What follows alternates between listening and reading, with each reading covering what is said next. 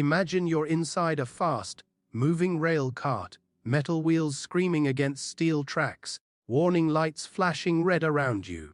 The air smells like burning brakes, except the brakes aren't working. You pull the lever again. Nothing. The cart keeps racing forward. Then you see them. 5 workers on the track ahead. They don't see you. They don't hear you. And you know, with terrifying certainty, that if nothing changes, they will die. Your heart is pounding. Your mind is trying to find anything, any option. Then you notice something to the right, a side track. If you switch the cart onto that track, the 5 workers will live. But there's someone there too. 1 worker, just one. Now time feels like it slows down, not fully stopping, just enough for your brain to torture you with the weight of the choice. 5 lives, 1 life, and your hands on the control. Most people, when faced with this situation, feel pulled towards saving the 5. It feels logical. It feels like the least terrible outcome, if loss is unavoidable. Losing 1 instead of 5 feels like the closest thing to mercy. But something strange happens when the scenario changes. Now imagine you are not inside the cart. You're standing on a bridge, looking down at the track below. The same runaway cart is coming. The same 5 workers are down there. The brakes still don't work. Next to you is a very large man leaning over the railing. You suddenly realize something horrifying. If he falls onto the track, the cart will stop before reaching the workers. You don't need to flip a switch this time. You don't need to redirect machinery. You would need to push him. And suddenly, many people who would flip the switch earlier feel completely different now. The math hasn't changed. 1 life could still save 5. But emotionally, morally, it feels darker, personal, direct. That difference reveals something important about how humans think about right and wrong. Part of us believes the best action is the one that creates the best overall outcome. If more people live, that must be better. It feels practical, almost scientific. If morality were an equation, you would just maximize survival and happiness. But another part of us resists that idea, deeply, instinctively. There is a feeling many people cannot shake, that directly choosing to kill an innocent person crosses a line that numbers alone cannot justify. Even if the result is better, even if more people live, this conflict lives inside almost everyone. Now shift the situation again. Imagine you are an emergency doctor. 6 patients arrive after a disaster. 5 have serious but treatable injuries. 1 is critically injured and will require all your time and resources.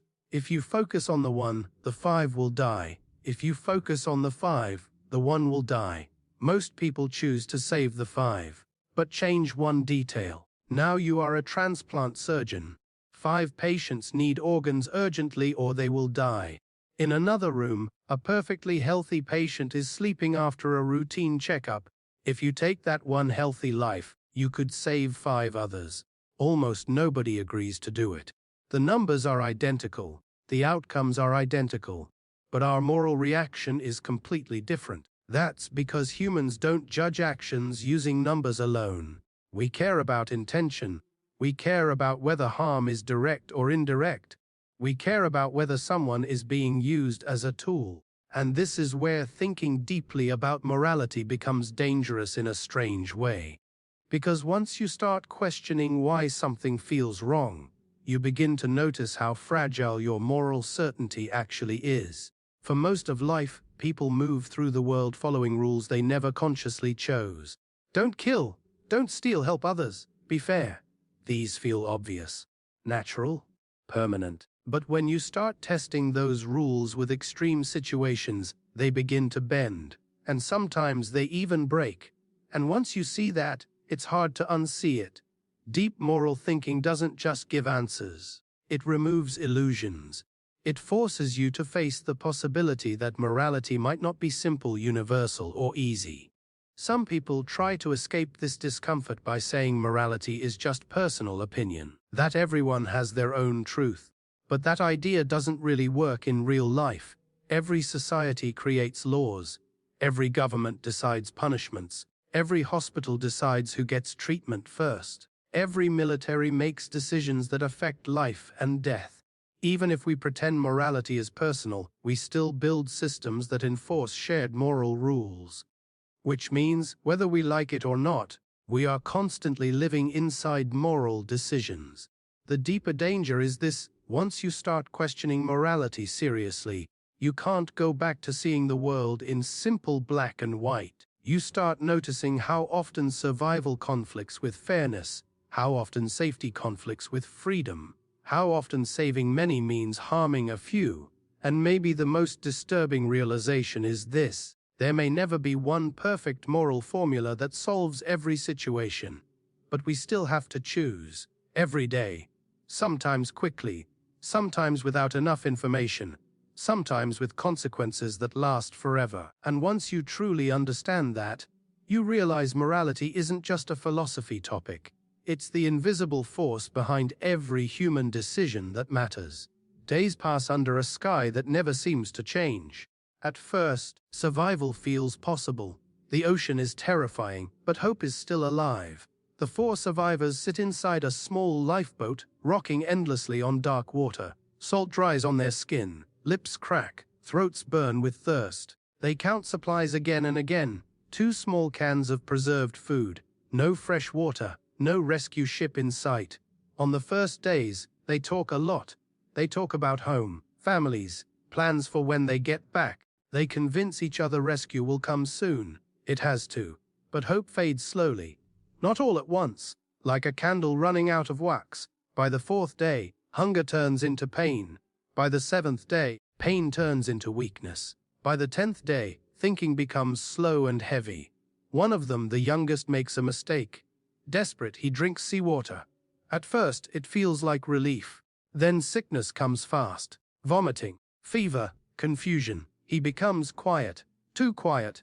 The others watch him lying at the bottom of the boat, barely moving. Nobody says it out loud at first. But the thought appears: if one dies, the others might live. Time passes. No ship, no birds, no clouds promising rain. By the 19th day, survival stops feeling like a shared goal. It becomes something darker, more individual, more desperate. Someone suggests drawing lots. Pure chance, no choosing, no blame. Another refuses, maybe out of fear, maybe out of morality, maybe both. So no lottery happens. The next day, the ocean is still empty. The horizon is still silent. The weakest one is barely conscious now, breathing shallow, skin burning with fever. And in that moment, one man decides something that can never be undone. A quiet prayer is whispered. A blade is used. The others don't stop him. Later, hunger wins over horror. Survival wins over identity. They eat. 4 days later, rescue comes. Too late to change anything, just in time to force them